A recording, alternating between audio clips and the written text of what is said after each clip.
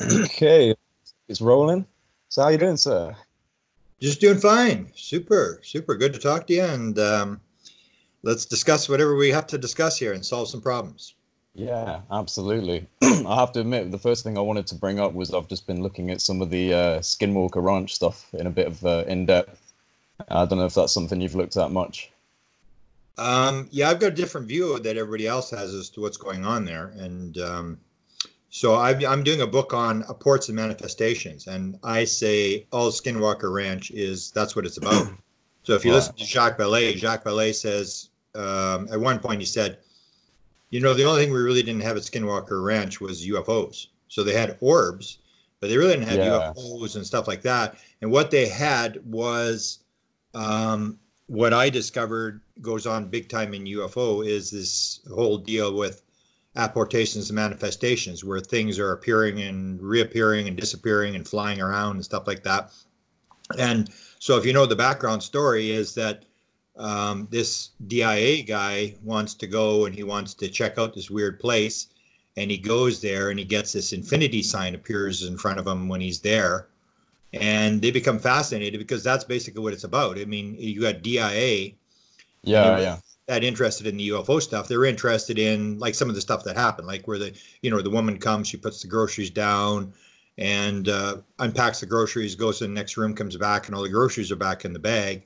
Or when the guy's, especially the one where the guy's, concerned about the four bulls, and he says, "Well, Yeah, they yeah. don't mess with my bulls," and then he goes out and the bulls are gone and they're in the trailer, In the which is trailer. locked. And so that's the whole thing. So if you're a DIA intelligence guy, I mean, that's what you want. And if you look at, there's even some reports, I can't remember where it is, but some of those 38 Yeah, reports the done, the you A-tip look at that reports, stuff right? and they're talking about this thing, the military implications of putting things through walls and stuff like that. And I know that I was involved with Bob Emenegger. If you know the whole story in the 1970s, Bob Emenegger did this documentary called UFOs Past, Present, and Future. And it was set up by the US military. It's almost like the Tom DeLonge thing, where they come to him and they say, "We'd like you to do this documentary on UFOs. We'd like you to hide it under these other documentaries." He's a gray advertising guy in Los Angeles. They've got a TV, a crew there, a production studio there, and they do this documentary on UFOs. And he gets into this whole thing where he gets approached in the 1980s again to do another documentary, and at that point he says to them, he says, "Is this Reagan? Is this Reagan doing this?" He realizes there's somebody in the government that's orchestrating this stuff, Right. and that one falls apart because they want Jacques Ballet and J. Allen Hynek in the documentary, and they don't want to get involved because they realize that they're going to pull the film at the last minute and play these games like they did in the 70s. But anyway, he at one point, this is going back. Bob is sort of like his memory's not as good as it was, so this would be going back maybe 6 or 7 years ago. I talked to him, and he'd actually approached the Defense Department again with another documentary. And what they had done was Hal Puthoff in the 1980s, and this is a story most people don't know. Hal Puthoff was connected, of course, with the CIA and the National Security Agency and stuff, and he had these very high-level security clearances. And he had been in China in the 1980s, and they had been looking at these kids in the 1980s who were doing telekinesis. They were making things, little seeds appear and reappear under glass, bottles and stuff like this. They were doing all this weird stuff. And the CIA was very interested, and the Chinese were really working on this whole thing Right. about Yeah. being able to move stuff around. So Bob was going to do this documentary on going to China and look at these little kids again, based upon what the CIA had done in the 1980s. And that documentary was turned down. But that's the whole Skinwalker Ranch. It's basically the key thing that they're trying to figure out is they're trying to figure out that ability to open portals. If you Yeah, follow yeah. the Burroughs story, not Burroughs, Yeah, yeah. I the was literally Penniston listening story. to that today with the portal opening up and someone like a figure coming out of the portal Yeah, and and them seeing this it's through like the IR binoculars. yeah. So you go to the Rendlesham Enigma book, Mm. page 610 or whatever. That's when Penniston meets up with Kit Green. And Kit Green, of course, is doing the DNA stuff. And Kit Green is Yeah. like Hal Puthoff. He's got between him and Hal Puthoff, they probably got the longest held top secret SCI clearances in the country. So Yeah, they've very high level security clearances. And so when Kit Green wants to get not Burroughs, Peniston's DNA, they meet in Rockford, Illinois. And that's when Jim Peniston says, I'm going to find out what this guy's up to. He's not going to play games with me. And he basically confronts him. And that's when Kit Green says, well, we're very interested in how the phenomena is able to pop in and then pop back out easily. And so that's the stuff they're looking at. They're looking at portals. How do they get in? How do they get out? What is this phenomenon? Is it really real? And so that's where I come to the conclusion after all the work I've done in the last couple of years is they may have crash material. They may have bodies. They may have all sorts of stuff, but they really do not have any control over what this phenomena is. It's way beyond anything that we have. So you may have hardware. And I heard this story. There's a document. There's an interview I'm putting out with Richard Doty that I did maybe 6 months ago. And in that, he tells the story. I'm pretty sure it was him that told the story that they were bringing pieces of craft material to Hal Puthoff. And that Hal was sort of the lead guy. Can you get this stuff to work? And Hal could not get this stuff to work. And yet, if you listen to Melinda Leslie with the Millab stuff, where they take abductees, re-abduct them, and Melinda talks about this. There was an interview I did with her. She talked about it where she said they'll put a piece of craft in your hand, and if you're an experiencer, you can make it work. And then and she said at one point they had some levers were going or something when she was in the room, and they said, "Oh, we got another one." And so they know that she's actual experiencer, that she's been taught to do this kind of stuff. It's interesting in regards to Hal Puthoff and his comments on the metamaterials like the magnesium, bismuth, zinc material, because that was Linda Moulton Howe that supplied that to him, if I'm correct on that, right? Yeah. Because it's a funny little thing, because you can't confirm absolutely the legitimacy of it, but have you seen his conference at the IRVA, the SSE conference that was popped up on Vimeo? Just recently, yes, I've heard it a couple times. Yeah, not the 2021. The back in 2018, he released one, and it's been around for a little while now. And then he's recently done the transitions one, the 2021. But that's not the one I'm talking about. The one I'm talking about is the one in 2018. I haven't actually been able to get any access to the one he's just done. But he was speaking quite in depth about the metamaterials, the bismuth zinc materials, and what they kind of do. And obviously, he was saying that they haven't been able to really figure out an absolute application for it. But then at the same time, I've actually got an interview that Linda Moulton Howe did with a supposed S4 physicist. Funnily enough, like this interview with the S4 physicist came out before Hal Puthoff was speaking about the materials, and he was talking in depth about how the magnesium bismuth zinc material was the electrogravitic rectifier and how it worked on terahertz frequencies. And so he was saying a lot of the things that Hal Puthoff was then confirming, but he was then going into much more in depth and saying that we could work with these materials quite well, and that we had learned how to use the magnesium bismuth skin, and we've been using that for some time. So I mean, it could be one of those things where Hal Puthoff can only say so much, and he's been saying, well, we've got this material, but we don't know how to use it. Whereas there seems to be some, at least, partial evidence for it to be, something we've worked with for quite some time and got quite familiar with. Yeah, I'm always hesitant of the whistleblowers, because I know I had discussions with Linda about the piece, and she told me that Hal told her you need a terahertz generator to make this thing, and that's when Tom DeLonge was talking about the electrons float off the top of the thing and it'll float. They can never get it to float because Linda said, Hal said, we haven't got a terahertz generator that will generate the frequencies that are required. And Linda said, well, what about in the black world? He said, not in the black world either. We just don't have the power. And that's what in this 2021, that's where he talks about the fact where he says we're 100 years down the road, that you may have a waveguide that they got the principles behind it. But if you take a look, my idea of the metamaterials, I've done a lot of writing about it and talking about it. The metamaterials to me is the same thing. I have this thing called the theory of wow, where I'm thinking like they aren't doing anything. I mean, the idea that comes off a piece of craft. It's like the crazy idea that, a UFO comes across the galaxy and then little pieces start falling off. And I'm they're dropping this stuff. And that's when I went to Hal Puthoff. Because if you know the story with Hal Puthoff, when Uri Geller was there in the 1970s, they had this support stuff start. and they had the one with the Edgar Mitchell's pin that ends up in the ice cream, and Uri Geller cuts his lip. And then they go back to the lab after that, and the back half of the pin falls in behind him. Uri Geller's in another room, and this back half of the pin falls behind Puthoff and Mitchell. And then later on, another piece falls, and Uri Geller's in the room. And so that's when I went to Hell, and I said, Hell, all this metamaterial, all these little pieces, these little 1 square inch pieces of pieces that look like they're melted off of something. I'm going like, this doesn't look like stuff that comes off flying saucers. This looks like stuff that was dropped. Don't you think this is a port material, that they're dropping this for a reason, just to get you to go, wow, to make you wonder what the heck's going on? And all he said to me, he replied and he said, we'll analyze the material one step at a time. So he didn't deny that this was a port material. And that's where I see it. Because, even I've got 3 pieces of material that I was given.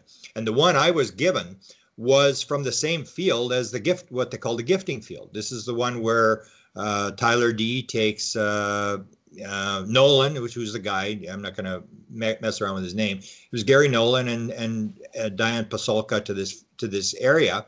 It was my friend that took Tyler D there. So I've got a piece from there, and it's the same thing. It's like, well, what's this strange thing where, even the first UFO sighting was Maury Island. Yeah, if you look at that thing where, 3 days before Kenneth Arnold, this thing comes along. It's the same thing all the time. It's like you see there were 6 UFOs, one's in trouble. Everybody's going, oh, this thing's going to crash. And it gets everybody's attention, almost like a bird with a broken wing. It's like, take a look, here we are. And then everybody's watching, and all of a sudden, kaboom, it just rains. Well, sorry to interrupt, but do you get the sense that it's like a phenomena that's like posing as material and just kind of like a carrot in front of us, pushing us forward slowly and teaching us? And so it might not even be aliens in spacecraft. It could very much be a metaphysical thing that's just forming as something that we can understand in some way, but in a way that does make us question our reality to an extent that pushes us forward. Yeah, I did a whole lecture on it. So for example, like, why do UFOs have lights on them? We don't have lights on our craft. And they're always different. I tell the story about John Lennon. John Lennon had these big sort of marquee white light bulbs flashing off and on, and a red light on the top of the craft. And I'm going like, what do you need, big light bulbs around a craft to fly through space? And a lot of the time they don't even seem to be connected to anything. Like, they don't seem to actually come from a visible light port. They just come from the material. Like, the lights themselves have no visible means of being produced. Or if you take a look at the one with Jim Penniston tells he's standing there at Rendlesham Forest. He's put his hand on the craft, and he realizes there's light coming from underneath the craft. And he goes, wow. And he looks under the craft, and there's 3 tripod marks, but there's no landing gear. And so and he's saying there's no landing gear. And so the question, there was always the thing with in the 1970s when I started, 70s, 80s, it was big. That's all there was angel hair. It was, if you fly along, I would leave this angel hair would drop. That hasn't happened for like 40 years. Forever, there are no crafts anymore with windows on them. You don't have the tripod marks. This what they call landing traces.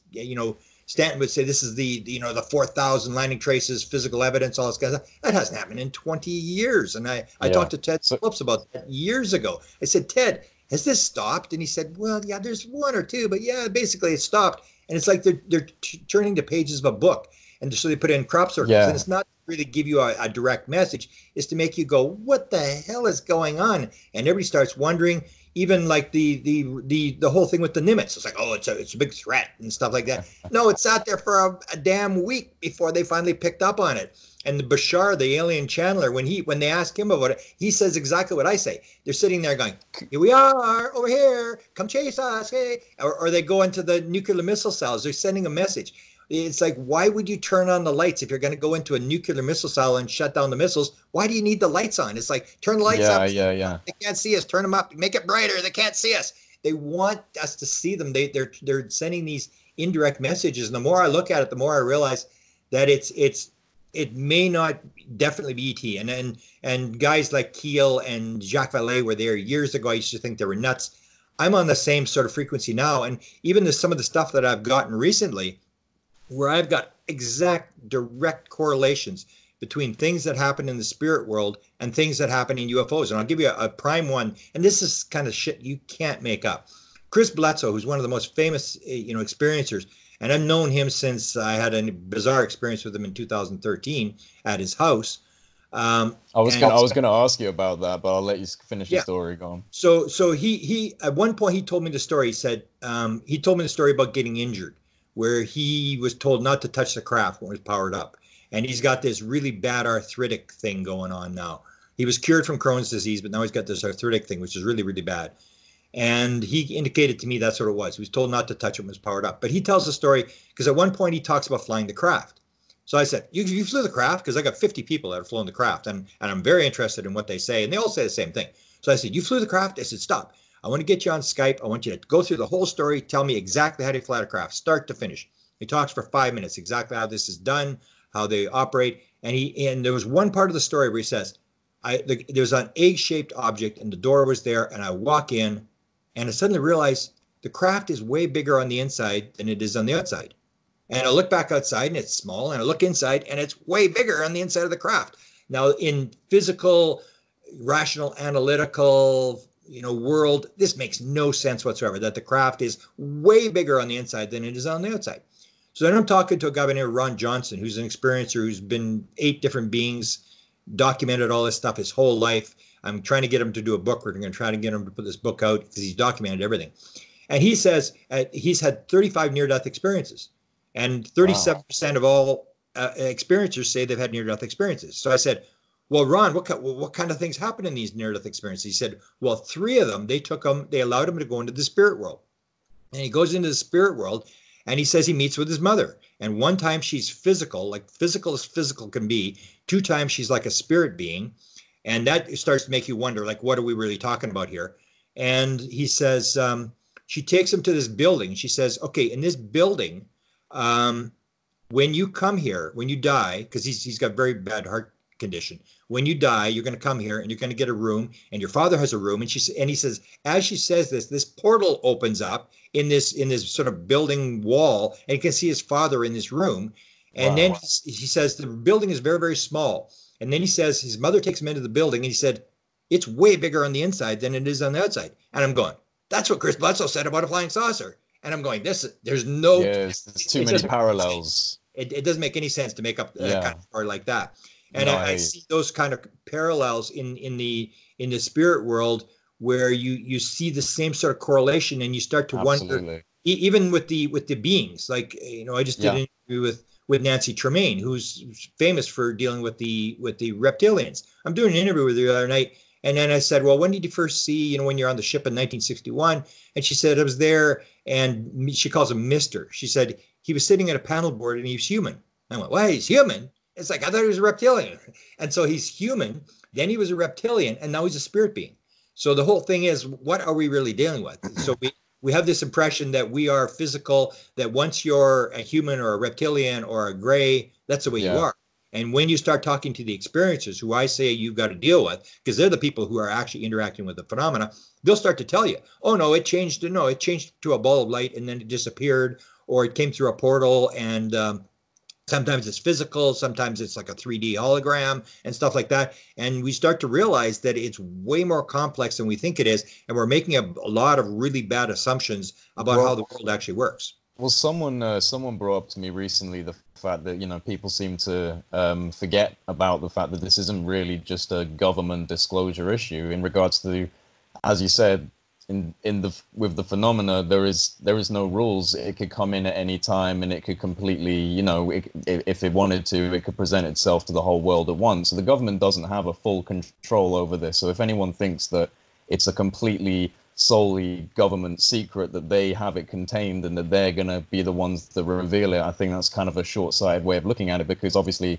it can come in at any moment. But it does seem to also, as much as it has interacted with many people, including myself, and I've had many experiences that I absolutely know are beyond what I would consider previously to be normal, it still hides on the fringes a little bit. And there have been things that I've seen that I've wanted to see again and I've never seen since, and so it does seem to me like the phenomenon itself is in control of disclosure, and it may be, and this is my theory, but it does seem to be a very paced out awakening of a species. And it could even be just ourselves, like you said. It could be a much more metaphysical conversation in terms of consciousness simply interacting with itself in a process of awakening. But it's a very hard to pin down subject because, you know, as someone who's even had just a small level of experience, not to the level of being on ships or being, you know, like interacting with physical beings, but seeing some very strange phenomena, it just makes you wonder what it really represents, and yet you don't really get a definitive answer straight away. So I think maybe it's a paced out thing, and the government is just the human aspect of it, and they're trying to control what they can control. But at the end of the day, it can pop in at any moment. Yeah, and if you take a look at some of the insiders who have been talking, I mean, one is Melinda Leslie's talking to Jim Semivan, Yeah. and that's the only person he's talking to. And I knew of Jim Semivan. I was the first guy to actually use his name in Managing Magic, and I sort of identified who this guy was because he was connected to Chris Bledsoe, and because he's an experiencer as well. And at one point, what I was told by not Chris Bledsoe, but somebody else who was on this, who he was, the guy that actually first sort of identified Jim but didn't identify his last name. And he said to me, at one point, John Alexander was given a briefing by Jim Semivan. Jim Semivan is saying, this is all for real, man. This is we're not fooling around here. Because you know how John Alexander always says, well, there may be government interest, but the government doesn't know, and all this kind of stuff. And just because there's people in the government doesn't mean they know, or people that have had UFO sightings in the government doesn't mean they know anything. And he kept maintaining, you know, the government doesn't know anything and stuff. And so Jim Semivan is briefing him and saying, no, we know some stuff. And they use the term the others. So they stop them using the word alien and stuff like that, the others. And that gives this idea that they sort of know that it may not be ET. So they call it the others. And at one point, so John Alexander is getting this briefing from what I was told by Semivan. He said, okay, so who's in charge? And of course, he's meaning like who in the government is running the show. And Jim Semivan said, they are. That was his answer. They are. They're in charge of whatever's going on here. And that's what I think it is.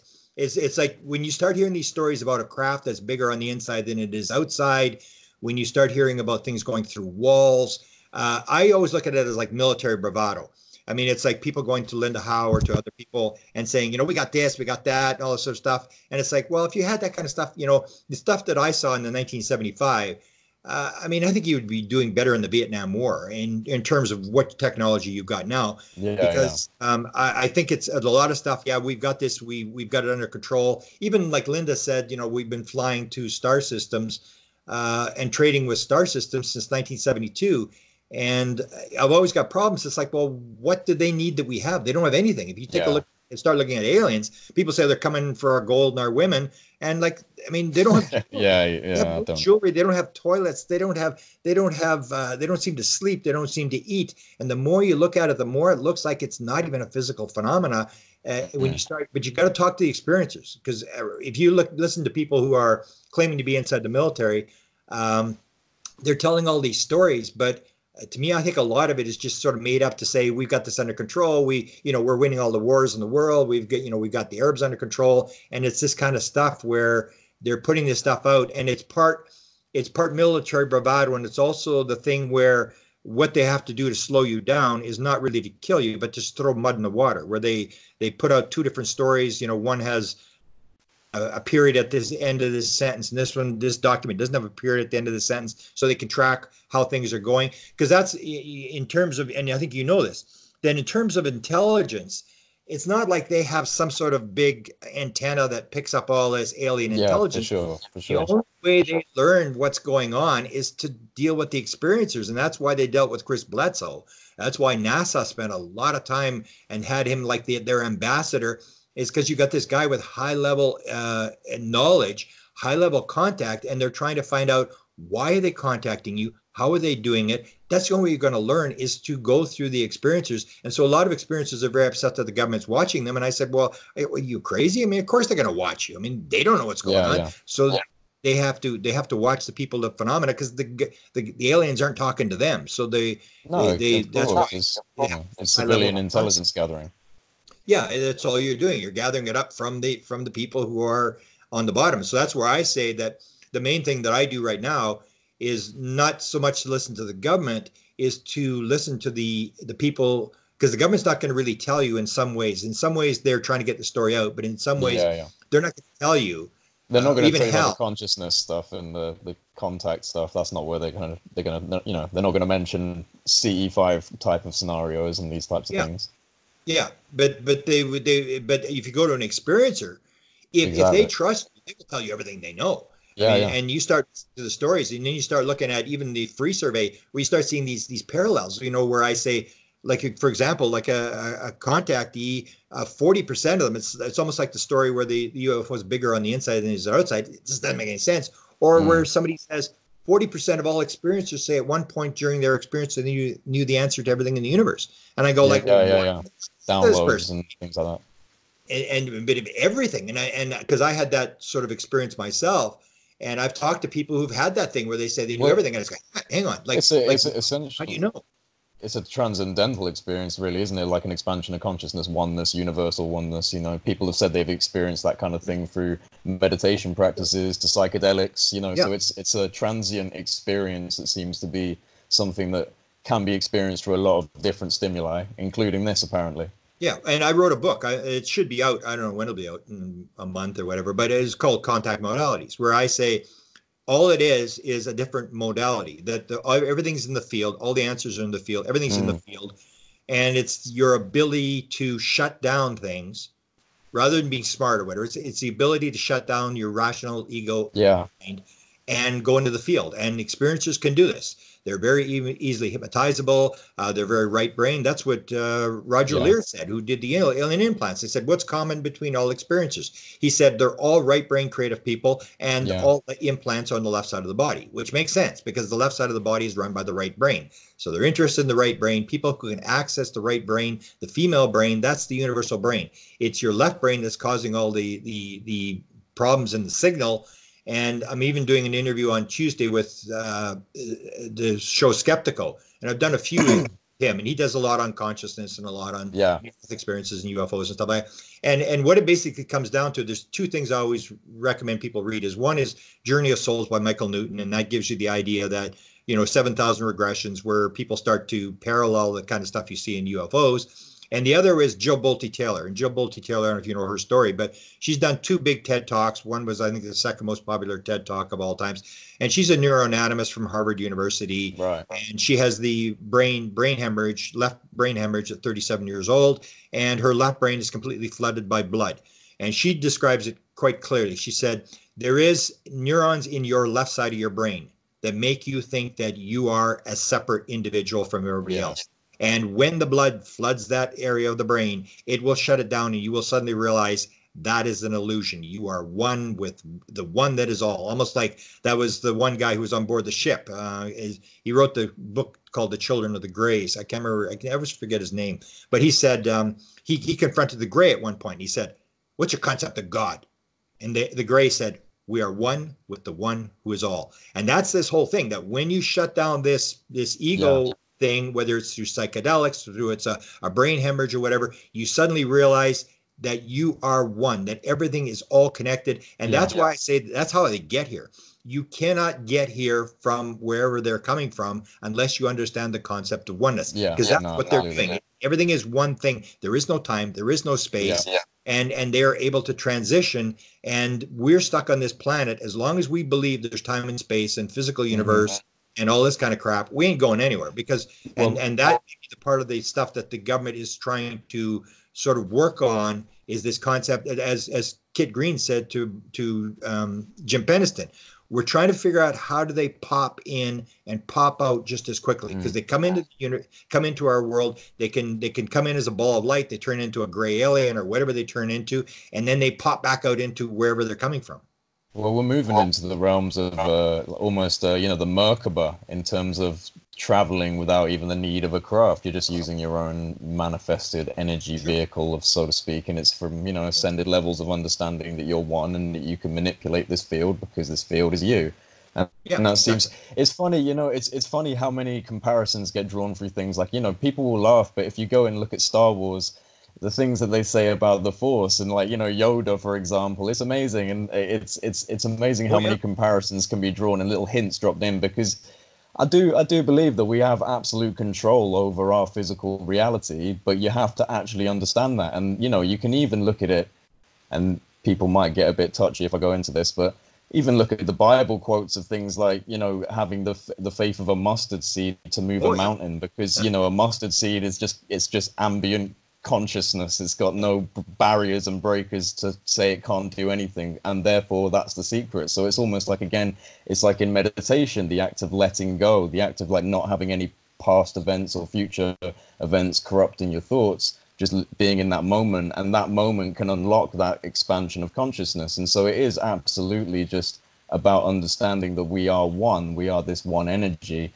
but it's about how much you incorporate that into your life, I think. And it's like, for me, because very recently I've had like a kind of change of heart of how I want to live my life, and I've been operating a lot more on Project Unity and putting a lot more time into this. Yeah. Literally within the last month or so, and within that month or so, I've also just kind of been intuitively, waking up and not having any real plan, just going with what my gut wants to do, researching what I feel is right, uploading what I feel is right, talking what I feel is right, and it's yielded. It's literally yielded the most results I've ever had in my life, and like the kind of connections I've managed to get. Yeah, the law of attraction is so real, and it's difficult sometimes for people to understand it, because obviously, life is hard, and it is difficult to not let your thoughts manifest into problems and creating issues. But the more that you realize, if you have that thought and problem floating around in your head, it's going to attract more of that.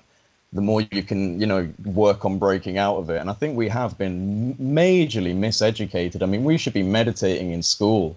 We should, like, from the time we're going into any sort of educational system that's teaching us, we should be learning about ourselves first. And we don't. So we're just thrown out into this world without really knowing much about ourselves.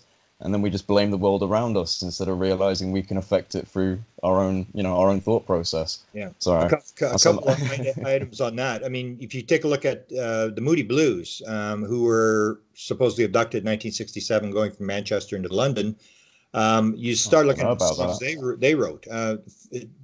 My thinking is the fastest way to travel. They do a song on this back like 30 years ago, and you get this thing where they privately have talked a lot about their UFO experiences. They've got thousands of experiences. I'll have to try and dig up some video. I didn't know about that. Yeah, and so you've got that, and then you get this thing of manifesting. The problem, I think, in the world is that today's world is like, if you can build a cell phone, then we listen to you. But if you can't build a cell phone, and so it's this materialistic idea that these people are the high priests. And I say that really doesn't matter, because when people believed the world was flat back in the the 15th century, we were building cathedrals with 150-foot ceilings. I mean, just because you can build something doesn't mean your ideas about how the universe works are correct. But that's the sort of the problem we have, is that we sort of fall back into that sort of illusion of the physical world. And I'll give you an example. You're talking about this manifesting thing. I really didn't believe that either. I came across a girl, this is only in the last 2 months. Her name is Sinead Wellahan. And I met her in Toronto about 6 months ago, really didn't remember her. She sort of made contact back with me. And we sort of got, and she helps me with interviews now. And she and I have had at least 20 direct synchronicities between the two of us in 2 months. It's this idea when you get it, and then I'll call it, and she agrees. It's like when you get into the zone where you have very high level conversations, where there's high energy, high excitement, whatever, then these weird things happen. And some of these are like, we had 3 in 3 hours, which were one of these things where nobody is going to believe any of these things happen. It was just so I've had some weird. similar things. Yeah, I've had some similar moments with my friends, with my best friend especially, because he's exactly the same in terms of what he thinks and how he sees the world. So we have a lot of synchronicity moments between us. It's definitely plays a major role. And I have numbers. 1111 pops up a lot in my life. I have 1111 as seems to be a big signifier I see everywhere when things are starting to change in my life. It's very strange. And yet if you're into building cell phone, building technology and stuff like that, you're going, no, it's the rational analytical brain. This is what we need. Yeah. And when you start looking at the consciousness thing, it is exactly the opposite. If you can shut down the rational analytical brain, that's when you pop in the field and you pick up the Well, yeah. synchronicities and the inventions. I wrote a book called Inspired, The Paranormal World of Creativity. I go through like 13 Nobel Prizes, and people think, oh, wow, the guy was rational, he's a real smart guy. No, theory of relativity came in a dream. The quantum atom came in a dream. The uncertainty principle came in a park behind the Bohr Institute in Copenhagen. I go through all these inventions, and it's like you go through the work. Yeah, you work, and you work through all the problems. You put it, and even like Gary Nolan. I mean, here you take Gary Nolan, who's one of the key guys with To the Stars. Gary Nolan says, I don't know how it works, but I know how to make it work. And he said, you work through all the problems, you try to figure it out, and then he writes down the question and puts it beside the bed at night. He goes to sleep and he wakes up in the morning and the idea is in his head. Same as Tyler D. Tyler D has this procedure where he says, I sit there and I sleep for 8 hours, then I get up. And I go to sleep for another hour, and you have to go to sleep for another hour. And then I get a big glass of water, and I sit in the sun, and then the beings start to talk to me. So whatever your little, almost like Bashar calls permission slip, whatever it is that gets you in the zone, you go there. But people don't. A lot of inventions came this way through dreams, through looking at nature, where we're just duplicating what nature did, and that very little of what we actually discover is done through rational analytical thought, and that's what actually slows you down. It seems like a lot of creative people describe things like flow states, where you're not actually thinking whatsoever. There's no actual kind of articulation of thought going on. It's a process of just kind of knowing what you need to do next, whether it's writing a song and I've experienced that. I'm a guitar player of like 17 years, and it's like an extension of my body. I love playing the guitar, so I felt that with that, and with video editing as well. With video editing, I've had the same experience of just where you're not really thinking about what you need to do next. You just have an intuitive feeling, and you can just see it in your head, kind of being completed as it goes along. And I think that's it's a flow state. It's accessing what I would call like a universal index, or and we can all do that. Everyone is capable. And I think one of my main things for my channel is like I want everyone to realize they are capable of it. Even if you are quite heavily left-brained, I've had quite a few people who are very analytical, very left-brained, and the problem is they're usually the ones that consider themselves as like professional skeptics, and it's hard to break into that shell. But there has been a few people I've spoken to who have started to click into this, and have actually had their own CE5 experiences. So it's for me, it's kind of showing that if it's discussed in the right way, because what I like to do, especially with people that are very left-brained and skeptical about the whole consciousness thing, is I try to expand it as much as I can with what I understand through quantum mechanics, through entanglement and superposition and these types of theories, and try and get them understanding it from at least, even though quantum mechanics is a weird subject, it's accepted within the scientific paradigm, of the mainstream. People understand what quantum mechanics is, they've heard of it. And so if you can kind of explain it in that level, then you can start moving into consciousness. And I've had successes with some people, but it's difficult. And I do think that to have a good success of this, I think you do need some level of a left brain, like a symbiosis between left and right. I think that's the most beneficial. But I can give you a little point that I make on, because I think I'm the only one that uses it, about skepticism.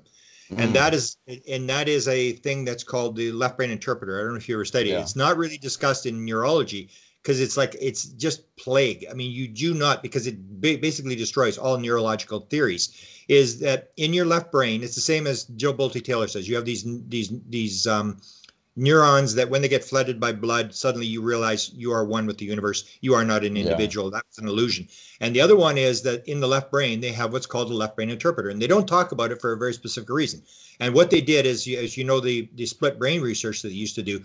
So they'd have the people with epilepsy. So they cut the corpus callosum between the two brains, and then the two brains become separate. And they suddenly realized they would fight with each other, like cat and dog, and that they couldn't communicate between the two brains. So the left brain is the brain that actually talks. The right brain cannot talk. The female brain cannot talk. So what they would do is they would send a signal to the right brain, and they would say to the right brain, okay, pick up the Coke or walk around the room or whatever. And so the left hand would pick up the Coke, or the person would walk around the room. And then they'd say to the person, okay, so why did you walk around the room? Why did you pick up the Coke? Now, the right brain knows why it did that, because that was a signal sent to them. But the left brain has no idea. Couldn't articulate it. Brain. And what they said was that there is a module in the left brain called the left brain interpreter, and its job is to keep the world consistent. So if I say, there's an alien in the hallway, the left brain will, this interpreter, suddenly the world is inconsistent. It's like, what do you mean there's an alien in the room? And the left brain, this module, will immediately fill in the hole. It'll say, no, you imagined it. No, you're crazy. You made that up. And it fills the hole, and it will do it instantaneously, whether it's picking up a Coke, walking around, I was thirsty, it'll make up, and it's always BS, and it's always wrong. And this is the thing. So that's where skepticism comes from, that when you have this module that basically will fill in the hole and say, no, there are not UFOs. And what the sad part about it is, and this is like Michael Gazzaniga is the main guy who discovered this. And he said that basically once the left brain interpreter makes a decision as to, no, it's this, it will never change that opinion. And that's the problem. So that's why the problem you get with skeptics is once you start to fight with them, you can't, because you're arguing with the left brain interpreter, which will not change its mind once it's made a decision. And that's what it is. So a lot of skeptics will say, I'm really good. I'm a debater. I'm rational, analytical, and they can debate anything they want because it's just basically their left brain interpreter making up stories. So you can say, even as I say, prove to me the world is round, and I'll prove to you anything you want. I remember doing that in first year university, where an astronomy professor said, okay, prove to me the world is round. And the people we sat there for a whole hour, and we could not prove to them the world is round. Because in the end, it's really hard to prove to somebody who decides, no, I'm not going to believe it. There's not a shred of evidence or whatever they want to say. And so that's where we get this idea where, skeptics are filling a need, but in an end, they're trying to keep the world sort of consistent. And what happened with me, and I think what a lot of this comes down to, what the UFO phenomena is doing experience. So when you see a UFO, then it's different story. I mean, then it's like you had the experience. Or what happened to me when I had my download experience. So I'm doing government documents, I'm doing the presidents, I'm chasing the CIA guys and all this kind of stuff. And then suddenly I'm sitting in a lecture by Colin Andrews, and I don't want to be there.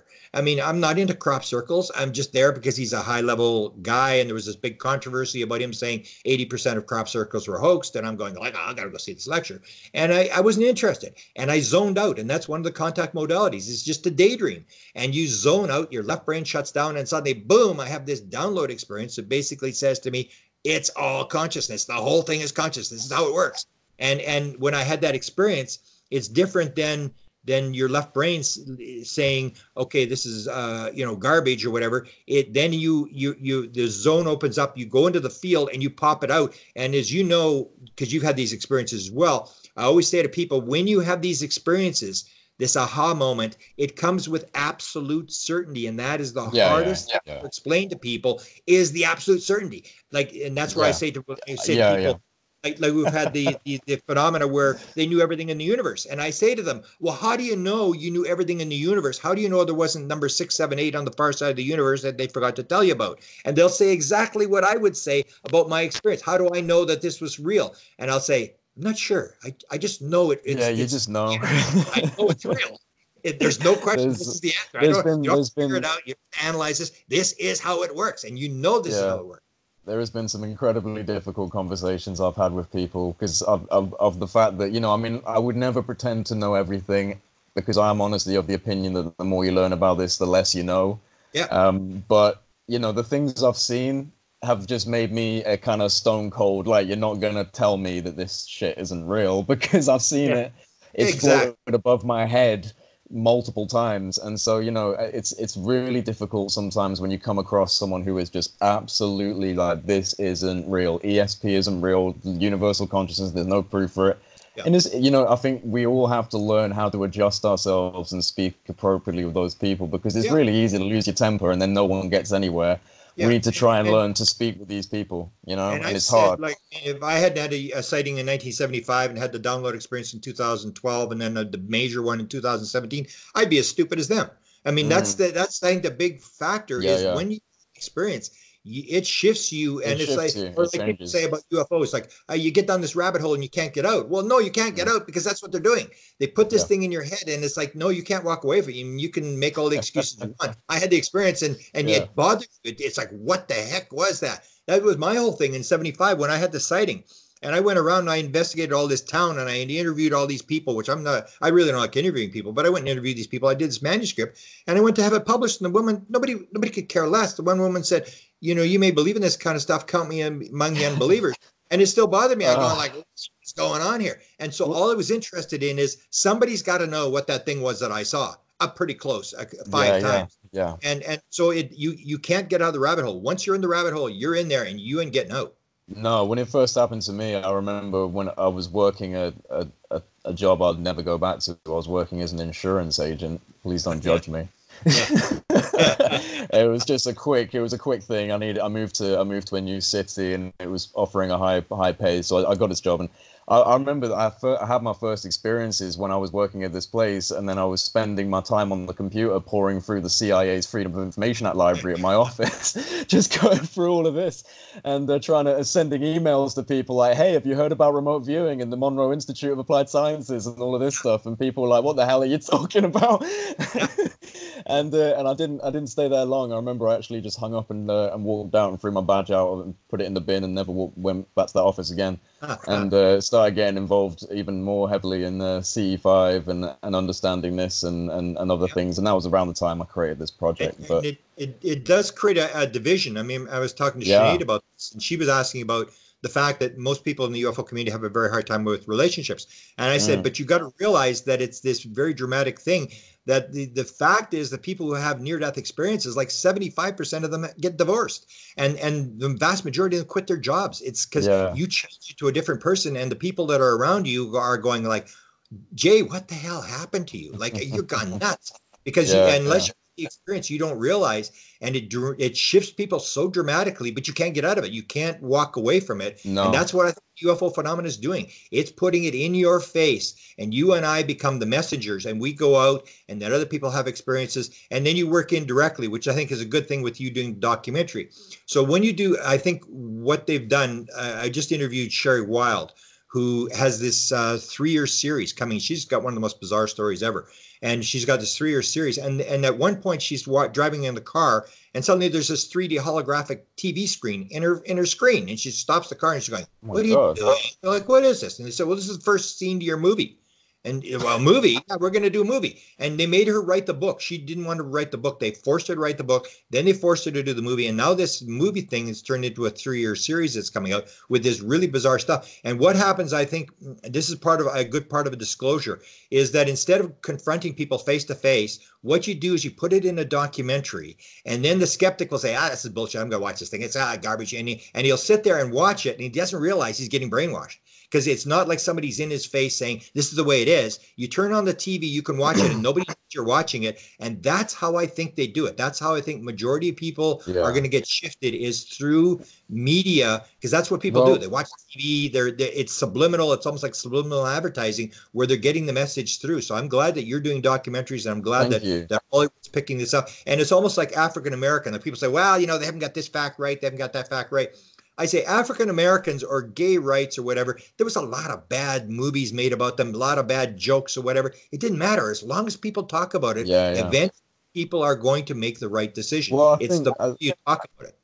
Sorry, I think it's shifting for sure. And one of the things that I've at least tried to do with my channel, and I don't really describe it as like a UFO channel, even though a lot of my content is around that subject. There's other things that are involved with it, but I think that there needs to be some, like, it needs to kind of come up a little bit in how it's being presented in terms of professionalism. That's how I've seen it, because a lot of the YouTube channels that I used to look through, as much as they would present some good information, there's a lot of corny music, there's all these sci-fi sounds, there's some like UFO floating around in the background, and it as much as they're doing it because they love the subject, they're discrediting themselves in a way, and they're making it hard for people who aren't really hardcore into this and are okay with seeing that. It's really hard for a skeptical person to sit down and watch a video of something that's like, for example, some military footage of a UFO, if it's got sci-fi sounds over it and it's being presented by someone who just doesn't present it in a credible way. So I've tried to do, and I've seen it happening, and it's emerging with new researchers and new channels.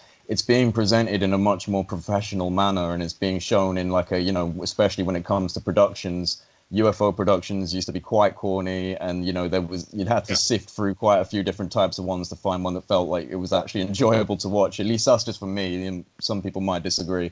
But I think that it needs to take a more stylized, a more professional approach so that people in the mainstream can actually start looking at it. And it's a bit like Unacknowledged. Like Unacknowledged was a really good example of a well-made documentary. And although I didn't have everything, it became viral. Millions of people on Netflix watched it because it was done in a way that presented things. It was nicely done. It was put together well. And I think people need to move more into that. And so, there's a lot of people like Engaging the Phenomenon, for example, the channel that James runs. And are you familiar with, I don't even know this guy's name, but I'm emailing him, the guy who has the channel Unidentified Aerial Phenomena? No. Oh, well, because their channel was a weird one. They created that channel with the name Unidentified Aerial Phenomena just around the time of the 2017 announcements. Okay. So it was kind of like, coincidental. Everyone was typing in Unidentified Aerial Phenomena, and his channel got like 40,000 subscribers in just a few months. It was very, very quick. So I've been speaking with him, but he is as well. They just present it in a, no background music, just professional. And I think that's where we need to move. And I think I see a lot of people doing it that way. And I think that's how you get it into a wider audience as well. Yeah. In my opinion. Or if you go through Hollywood where people are watching it every day. And, if you get the New York Times, that was the big turning point was, huge. When the New York Times says it's for real, then it's for real.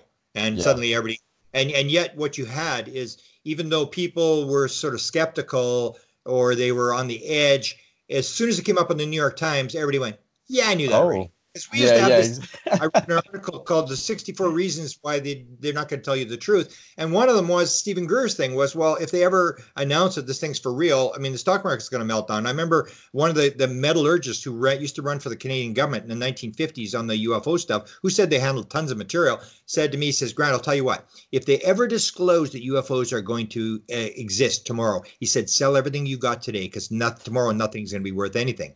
And yet when the New York Times came, like nobody jumped off a bridge, nobody committed suicide. It was like everybody went, yeah, I know that already. And now we got to go to the next step. Like what are they? So, and that's what, and you see the pattern had already been set by Bigelow, who said in 2013, I pointed this out numerous times. He doesn't, George Knapp in 2013, and George says, are you in favor of disclosure? And he said, no, I'm in favor of confirmation.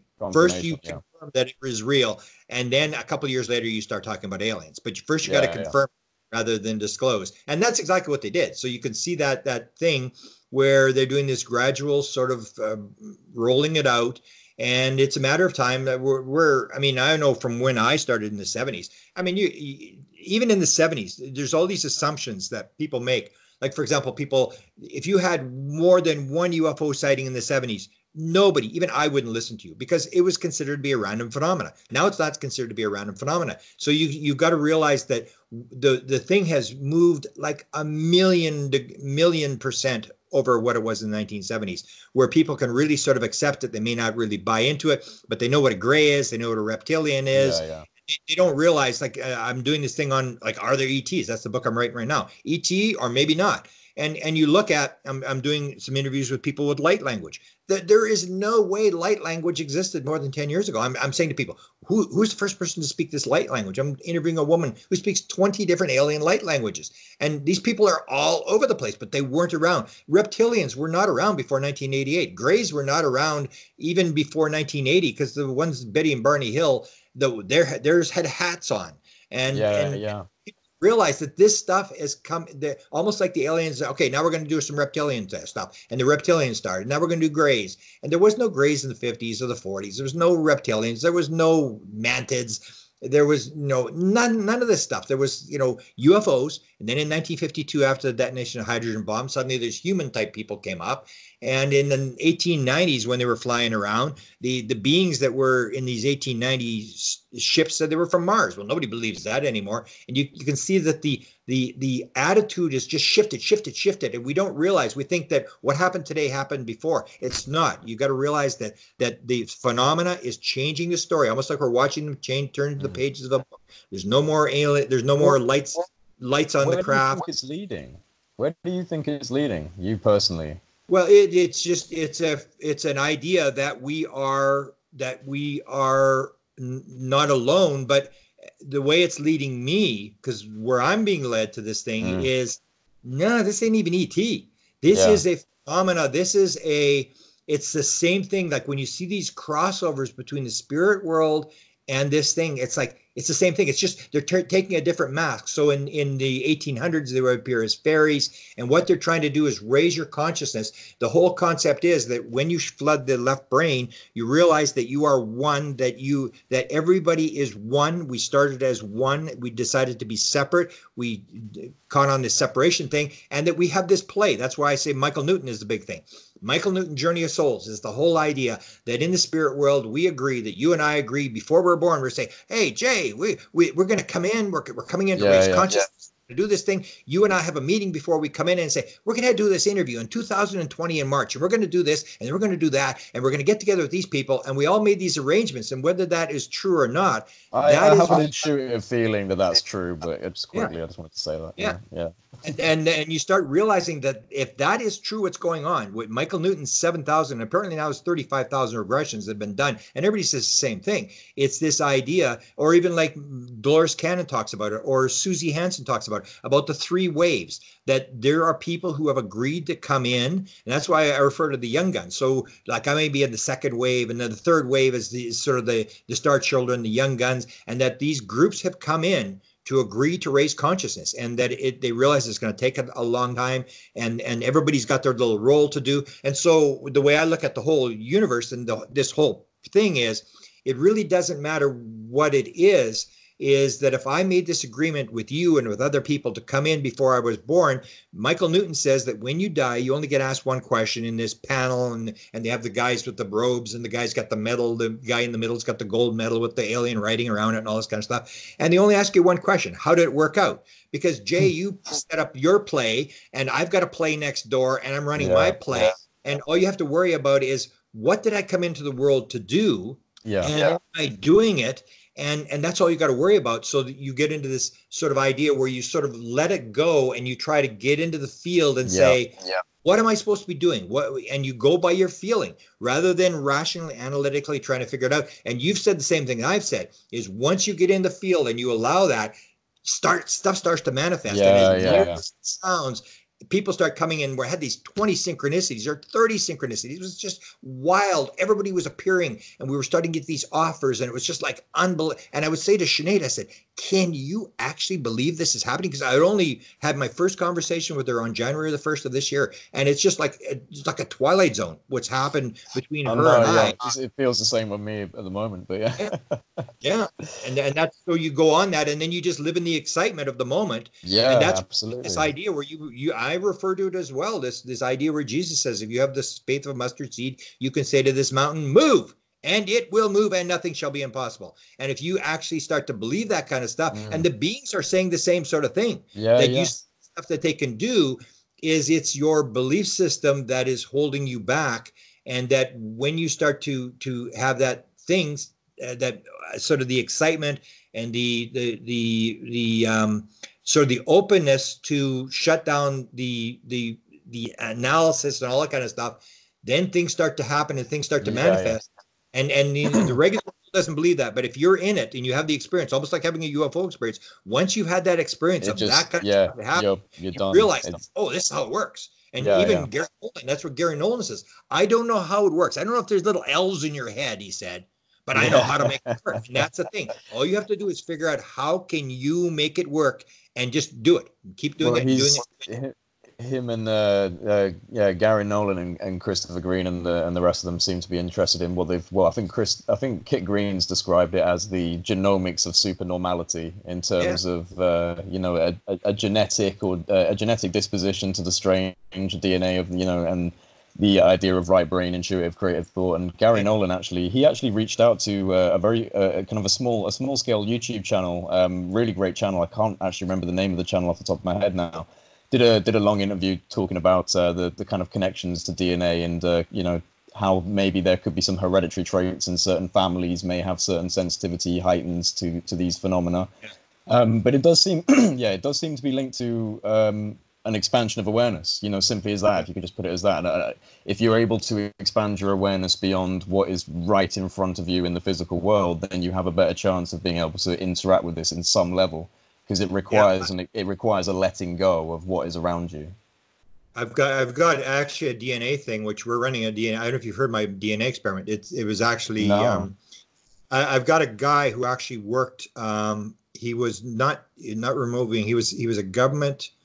I don't know what you'd call him. He was reviewing programs, high level programs, and some of it was remote viewing stuff back in the day. And he joined up with me. What the experiment is, and this I say this is like it's going to flip the world. The world's going to stop rotating for a couple seconds when this turns out to be true. So the experiment started with Jay-Z Knight, who's the channeler of Ramtha. So she's being accused, of fake and on this and that, and just channeling's all garbage. And, Shirley MacLaine is backing her and all this sort of stuff. So she runs this experiment where she's told that your DNA will change. When Ramtha comes on, DNA is going to be Ramtha's DNA and not her DNA. So she runs this experiment, and she does the experiment. She runs it to 3 different labs. And in hers, she's a female from France. And the DNA from Ramtha, when she's channeling Ramtha, comes up as Icelandic male. And so she runs the experiment, and I'm going, yeah, that's pretty cool. Yeah, we should do this again. We should try this with somebody else. And I get this idea. It's the idea of getting in the zone. So you have channelers, and then you have channelers. So you have people who are sort of in the field. That's like musicians. You have musicians, and then you have musicians. You have people who can play music, and you have people who are musicians. And it's the farther you get in the field. So if you can get a trance channeler, which what she was, then the idea is what is consciousness? What is DNA? Is it physical, or is it actually the consciousness? So it was the concept is like, why wouldn't we run this experiment again? Why wouldn't we try to do this again? Because I knew that with, like, for example, with multiple personality disorders, I knew this, that in multiple personality orders, when a person, the alter flips, it's the same thing. When you, an entity like a walk-in comes in with a multiple personality, the people's eyes will change color. And we've heard these stories. Or the person has diabetes. The other one doesn't have diabetes. One can speak, and I talked to one woman. She could speak Italian. I said, have you ever spoken Italian? No. One of my alters can speak Italian. And you start getting this weird thing where it's like a walk-in is coming and the consciousness will change. And so then I started proposing, and this guy, this former military guy, comes up and he says, I can help you out with this. And so what we're doing, we're running the experiment on June the 19th in Florida. And I've got Kai Muga, who's the top physical medium in the world. And he claims that his control on the other side, the dead guy, is a guy named Hans Bender, who was a parapsychologist in Germany. And we're now trying to get his family tree and stuff. And we're going to see. And I've tried so many times to get a trans, and it has to be a trans channeler, not a relay channeler, but somebody who's actually doesn't remember anything, where somebody takes over the body.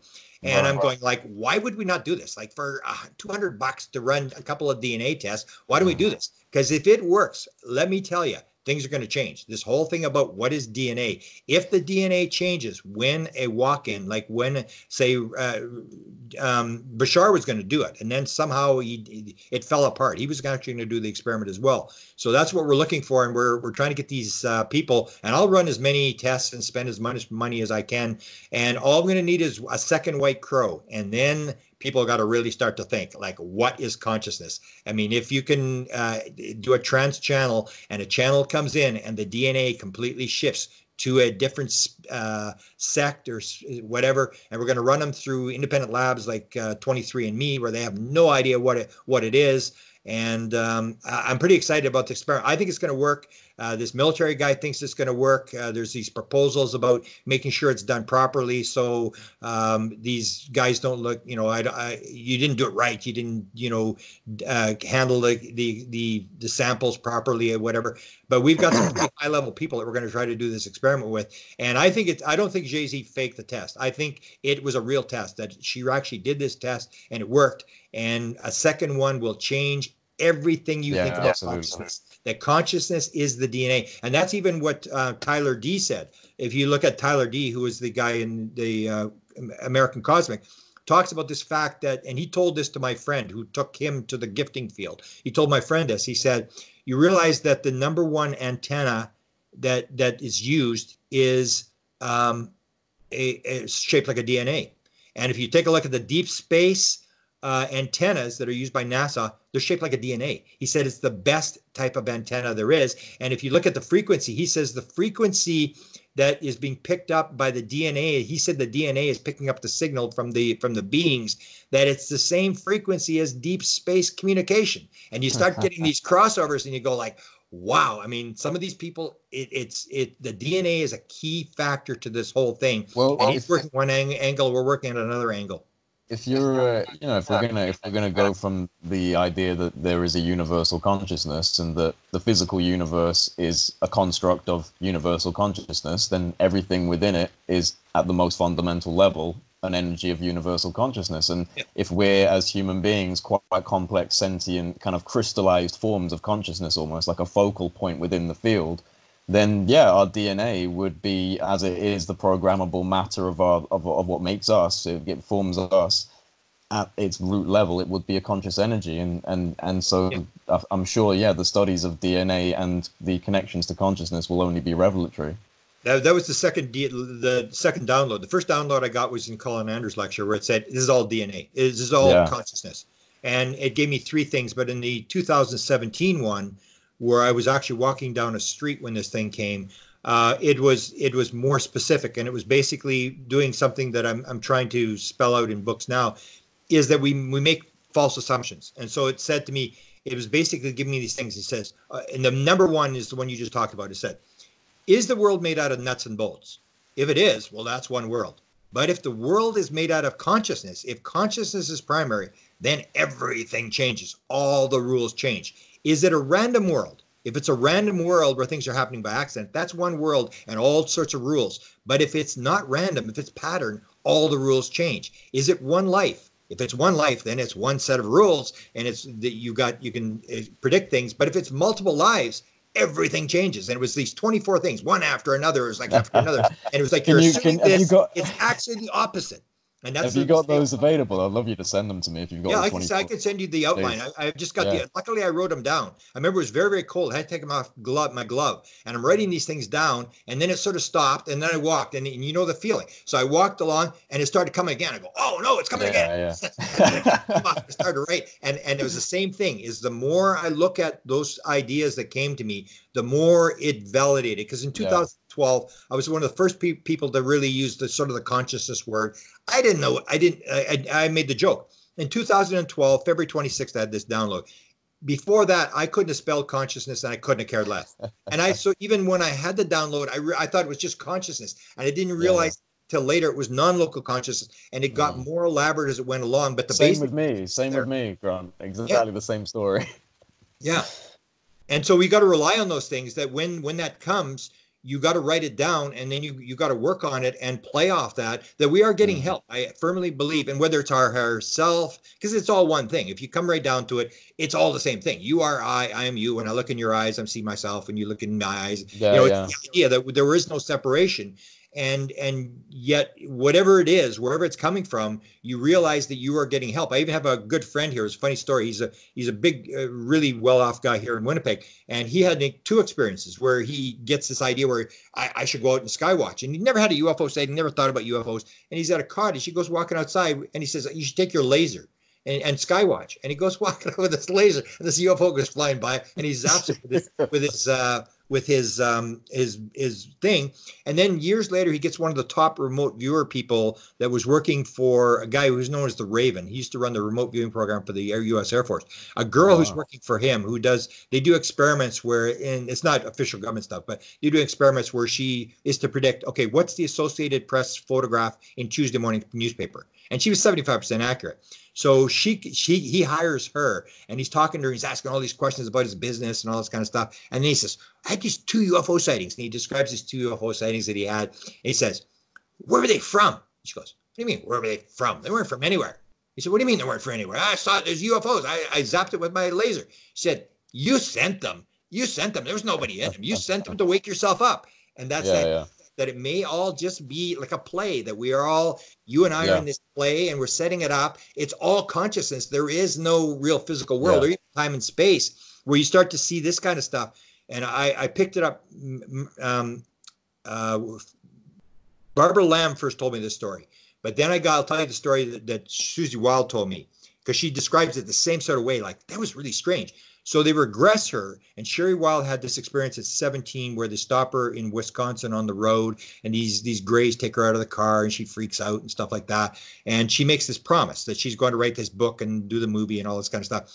And she says when she gets regressed, it's the Center for UFO Studies does the regression. The top guy, the head hypnosis guy in the United States, whatever, does this regression. She says the weirdest part, she says, I had the experience. So she's living it in real time. There is no time and space, and this sort of proves it. She's there, and she says, he says, okay, what time is it? And she says, I don't know. I don't know. And he said, well, look at your watch. So she, in the regression, she looks at her watch. She didn't do that in the original case. And look at the stop sign. Look at the sign. What street are you on? I don't know what street I'm on. Well, go take a look. Take a look. And she walks over and looks at the street sign. And that's the whole idea. It goes back to real time. There is no time and space. Yeah. And the UFO thing is starting to teach us, and that's the lesson we give to other people. If you think there's a real physical world that has time and space and nothing is changeable, think again, because these kind of UFO stories are going to prove that this is an illusion.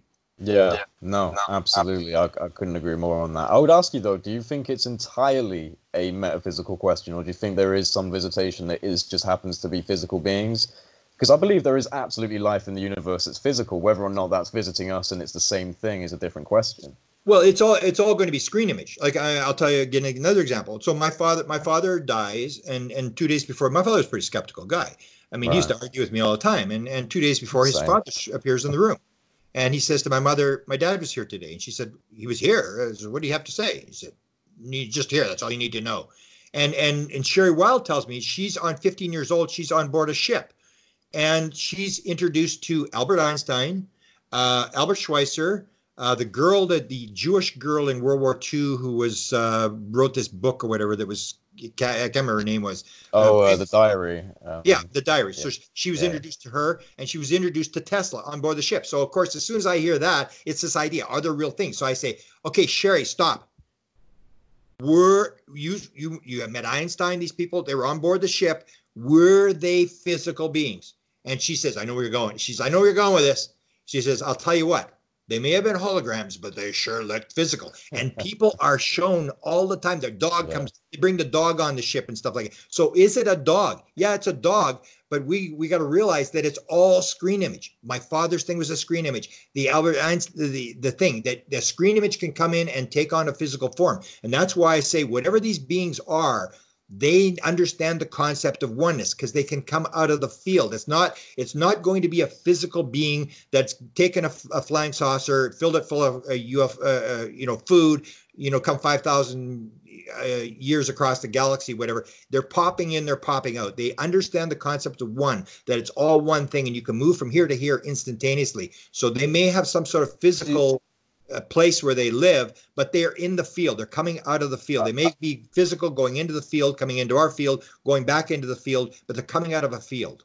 When you're saying oneness, are you meaning in terms of they've managed to utilize like quantum vacuum engineering, or are you saying they've also got an esoteric belief? Because I was just going to quickly say what you're saying in regards to them being from an understanding of oneness. Where would you sit on negative interactions, very mechanical seemingly interactions or abductions? I'm not sure where I sit on them, but would you say that's still part of something esoteric in a sense? Or the more I see, the more I don't believe the abductions. Even in the Wilson document, it says, and that was that high-level guy at the briefing nobody else got, and said there are no abductions. Kid Green said that in 2007. He owns that board, that one of the internet boards. Apparently, he owns part of it. He said the same thing. There are no abductions, and so it's all. The bottom line is it's all consciousness. There is no physical world. A physical world can manifest, but in the end, it's all still consciousness. And in order to move around through portals and stuff like that, you have to realize there is no time and space. It's all an illusion.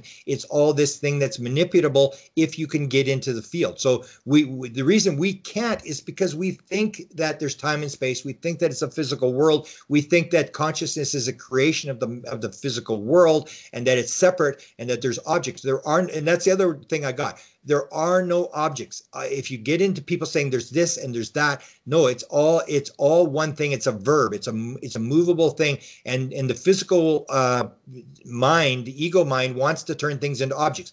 Give it a name, make it go away. Oh, it's an illusion. Well, who the hell is that? I mean, people start making up all this stuff. They make it a name and they make it go away. It's still all in the basic. When you break it down, it's all consciousness. You have to realize that in order to move through time and space through portals.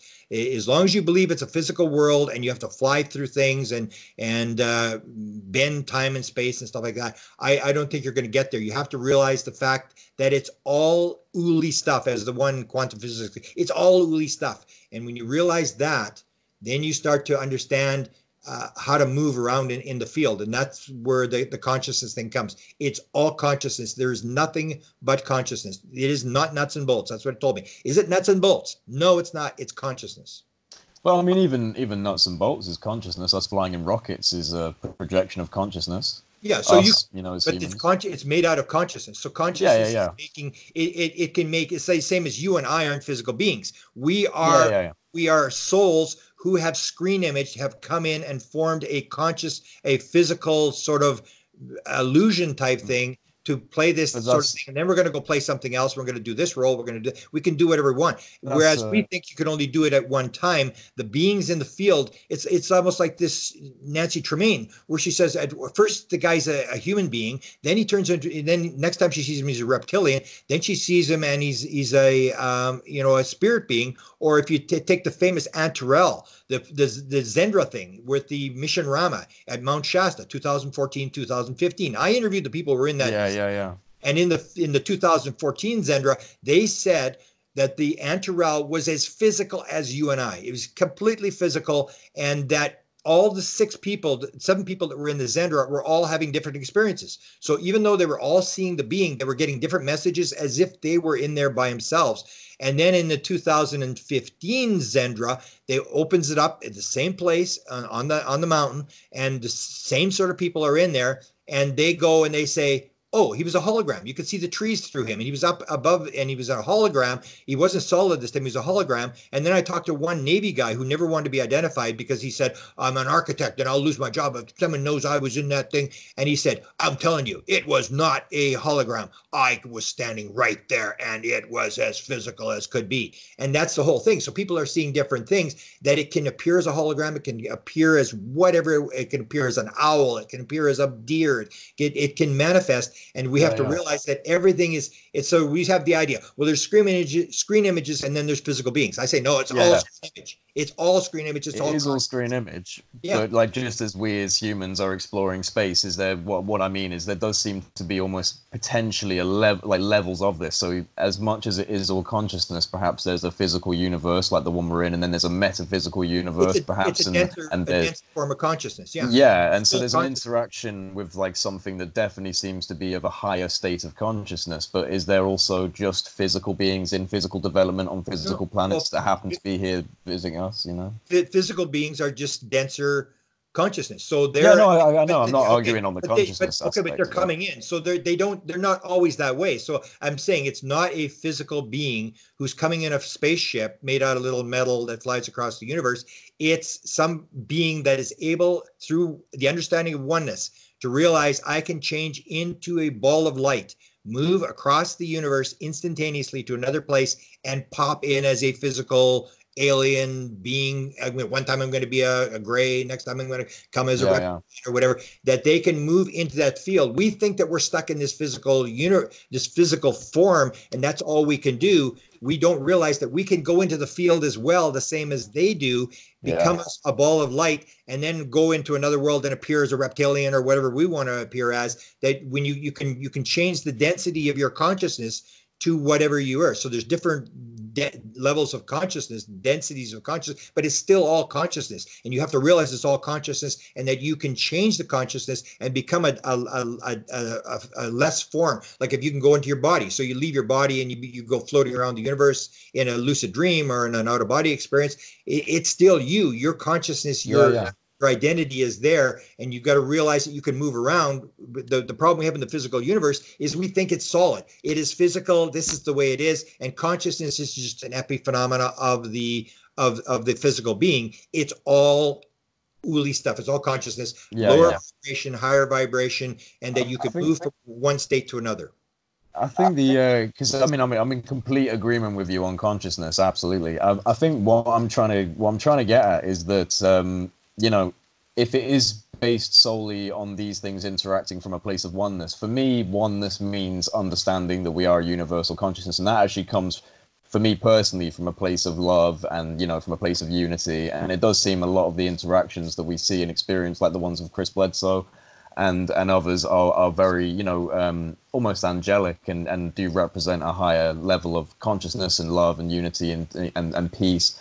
But then you do have these things like Skinwalker Ranch and cattle mutilations, and I know that I'm a little on the fence with abductions, but there are some weird things in our world, and is it all representative of the same thing? Because if they're coming from a place of love, what does that mean when they're cutting cows in half and draining their blood and stuff? Okay. So let me do, because that's part of the theory of wow.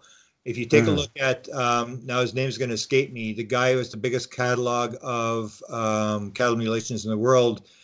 Says that all cattle mutilations occur downwind and downstream from nuclear power activities. They don't occur on the east coast of the United States. They occur in one particular spot. And if they're using them for, people say, they're using them for, alien high planet. There hasn't been an alien cattle mutilation in years. There was one I think 2 in Washington State last year. But I mean, in the 70s, 75 was when I had my experience. There was so guns out on their ranch. I mean, trying to shoot down anything that moved. There was just piles of them. It's the same thing. It's a phenomena that's come, and it's the idea that whatever you want to manifest. So the idea is, if your higher self believes in the devil, you're going to manifest.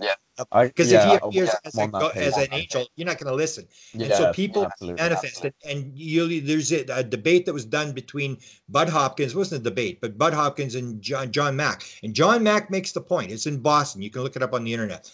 He's in Boston. He says, Bud says, really strange. He says, I'm the psychiatrist here. You think I'd be getting all the real bad, crazy ones? He says, I'm getting all the spiritual seeking ones, and you're getting all the bad ones, Bud.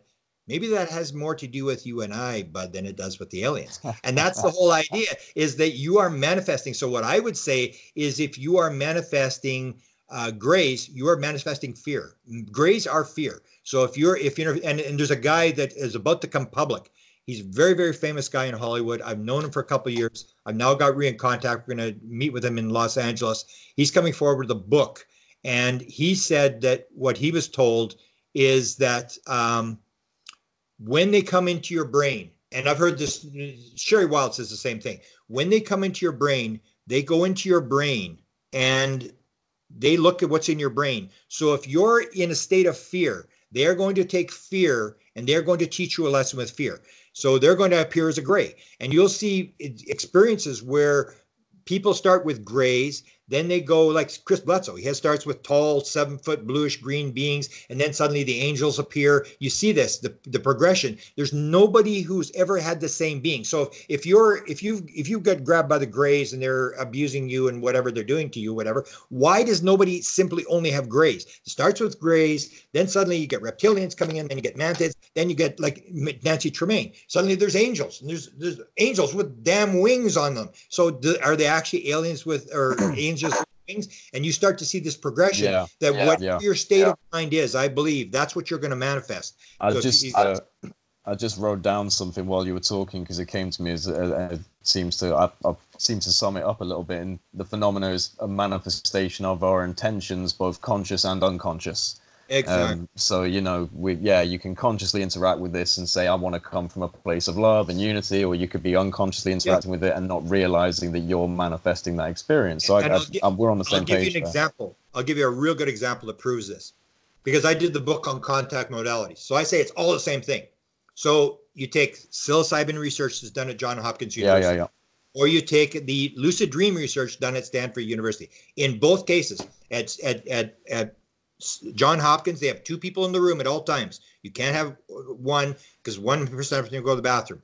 When you go down the rabbit hole, when you go down the evil thing, when you face the demon or the evil alien or whatever you're going to face, they grab you by the hand. They say, Jay, it's okay. We're here. Go towards it. Do not walk away. And the same thing in lucid dream. They say, LeBurge, who developed this whole technique in the 70s in the labs and stuff like that, he said, when you see the evil alien or the evil demon, you go towards it. You could treat it with unconditional love. You give it a big hug and a kiss, and it will turn into a positive being and give you a positive message. It is it's when you get into the lucid dream world and when you get into the psychedelic world, you realize that the world is very plastic and that it can change and that the characters can change and that you are controlling. We think in our physical world, we're victims, we're an object, and all these things are happening to us on the outside. When you go into the lucid dream world or the psilocybin world, you realize you are in control and you can actually manifest. And the people will say, both in psilocybin and both in lucid dream, it is more real than the real world. So what is the dream? Yeah, absolutely, exactly. And there's so many comparisons to be drawn through different experiences, through psychedelia, through trans-dimensional meditation, through, through contact experiences. And it, like you said, it does all seem to be hinting at the same thing. It's a oneness experience, it's a consciousness experience. Yeah. And we have to move, I think we have to move to the consciousness. I think we're at that state that the more we talk about consciousness and look at the connection to consciousness to the UFO phenomena, I think the clearer the picture is going to become. Yeah, that would be my bottom line. And I think that's where we're heading. And like I do see that happening even without it being directly tied to UFOs. Just the emergence of quantum physics being more important and quantum computing, and these elements are going to start moving into an area where it starts to coalesce. It will all start to connect. And I just have a feeling that, especially for for my generation, I'm a part of that. We're going to see that. I want to see that manifest in my life. By the time I'm a 40, 50-year-old person, I really do believe that this is going to be a different world, that we're going to see a different world. And if I'm wrong, I'm here for the wrong reasons, and everything that's intuitively vibrating with me is wrong, and I just don't believe that. So I'm gonna, I'm just doing what I'm doing. I'm doing what I can, and I know you are too. And you've been at this for so long, pushing this forward. And a lot of people have got a lot to say in regards to thanking you for that. Well, I'm glad you're doing it. I mean, I'm glad that you guys have caught on to this, and you're doing great work, and I think we're closer to the end than we are to the beginning. I think, especially when you get to quantum physics, where you get major quantum physics guys, whether it's Planck or whatever, nothing gets behind consciousness, and you start to see they're saying the same thing that the Eastern mystics said 5,000 years ago, and what the UFO people are saying. Yeah. And I think we're moving along, and I'm glad you guys are moving along as well. I think we're moving along pretty good. I'm pretty happy with what I've seen, and I've been at it a long time. I mean, I would say until 2012, I mean, I was just spinning my wheels. I wasn't going anywhere. It was just like, it's almost like the idea of, I've always had this objection with just, doing sightings, because it's like, what's the definition of insanity? Doing the same thing over and over again, hoping you're going to come and seeing nothing happen. Yeah. And now I've seen lots of stuff in the last 8 years. A lot of stuff has happened. So I'm pretty happy about what's going on. It's picking up the pace for sure. Yeah. Real quick, one thing before we kind of finish this off, because it's been quite a while now and I don't want to keep you for too long. Yeah. But I just wanted to get a quick gauge of opinion on, because it's something everyone's asking about on Twitter. To the Stars Academy, the Cooperative Research and Development Agreement with the US Army. Where do you personally think this kind of material acquisition with TTSA is going to go? Is it going to get hidden in Army projects, or is it going to go into applications for the world? Oh no, there may be some, but as Hal Puthoff said, it's 100 years down the road. I think what they're doing is there's a bunch of guys who have been inside the black world. That's the way I described them. And they couldn't get anywhere. And what they want to do is, because it's been stovepiped, they can't get anything going, is they made this agreement with the black world that you let this stuff out and we'll get some money in the white world to get regular people working on it. So everybody's got their little vested things. So Tom DeLonge's doing his, he's a storyteller and he's going to make money. And that's Melinda Leslie said to Jim Semivan, what is it I could do that would really piss you off that you wouldn't talk to me again? He said, mess with the money. There's a lot of money involved, and they're going to get the money, and everybody's doing their own little thing. They want to solve it. How Putoff wants to solve it. Everybody wants to get their money. So I have no problem. They're using them the same as they used everybody else. They're trying to get the message out. They're trying to control the message, because unless you control the people who are in the UFO field as to what they're doing and what they're up to, you're in trouble if you sort of cut them off. So I think it's a win-win thing. I don't see them making that much, because they're still in the physical world. Even they asked Hal Putoff in his last lecture, is TTS working on consciousness? And he said, no, not really. As long as they're working on nuts and bolts, little pieces of metal, all you're going to do is determine if those little pieces of metal is, this is pretty weird. Yeah, this we probably didn't make this, but so where do you go with that? So what? It's like a UFO sighting. Yeah, it's real. I mean, yeah, it's not from this world. I don't think they're dropping the pieces of metal that this thing came off a flying saucer. And if you can figure this thing out, is you're going to back engineering flying saucer. They're dropping this stuff. This is a port material to make you go like, holy cow, what's going on here? Because there's so many, all the pieces, they're all different. They're all this size. How come these little pieces fall off and stuff like that? And so I don't think they're really going to get anywhere with the stuff. They may make a little bit of, technology stuff. But I'm pretty happy. I just think that they're being used to get something out, and they're allowing themselves to be used, and they're getting what they want. The government's getting what they want. Everybody's going to be happy. It is moving the ball down the field. I have no problem with what stars. It's I don't believe they're being misinformed. I don't believe they're screwing people around or whatever. I think it's a progress. And even the idea that I knew before 2017 that article was going to be dropped in the New York Times. So I mean, it was a gradual thing. I call it managing magic. You have this magical story that involves all this paranormal phenomena, and you've got to, as a government, to be able to manage it, to turn it into weapons, to do what you're going to do with it, and allow these people to make money. I'm pretty optimistic with that kind of stuff, but I don't think it's the answer. The answer is going to be found in the consciousness end of the thing. I believe the same thing, Grant. I believe the same thing, and I think we should finish it on that. The answer is going to be found in consciousness. Jake. It was an honor to talk to you, and let's do it again. Definitely. Take care of yourself, sir. Have a lovely day. All right. Bye-bye. Bye-bye. Bye-bye.